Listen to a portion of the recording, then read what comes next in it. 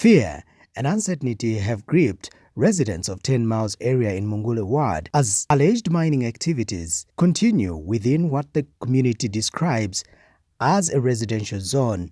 The residents say purported blasting by the mining company has started affecting the structural integrity of their homes. Because valiza ma explosive manyumba ya vantu enambo kupanga milali. Imagine kuli bantu watu benangu ni bakulu manyumba yao yazagwa sizi banganchamushi tupata twebaliza utu manyumba ya shekinga usiku sitigona yana milala so tipe mpako mtitandizileko baliza che time ili onse tupata twanyankala baliza menga tibana amene wanwaende osamba kamupeza tizashita bwanji. The community has questioned how the mining company was permitted to operate so close to homes without what they describe as proper environmental and safety considerations. There is a mine which is happening here. We don't know whether that is legal or illegal. We don't know whether they've got the papers. But day and night we're experiencing the blasting. I don't know whatsoever minerals is digging. And it's really, affecting our lives because our houses are shaking day and night, and it so happened that... Meanwhile, the residents have also expressed concern over what they describe as excessive water extraction linked to the operations.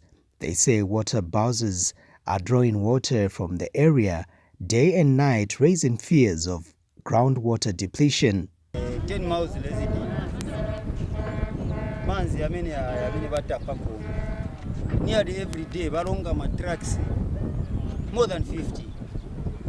Aya manzi mukayona kwa yachoka for sure yachoka pansi se bametingala mufupi pano ipezeka kuti tikafuna kumba bo tipeza ma dry bo.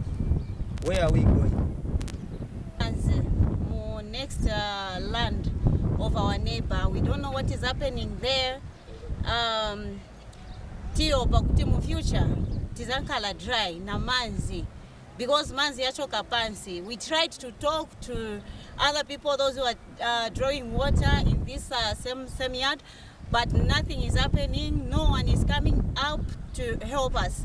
The residents are now appealing to relevant authorities to urgently assess the impact of the mining operations and intervene before more damage is caused. Yeah, so we, the residents of 10 Miles, we are calling upon the relevant authority to come and help us with the situation here at 10 Miles.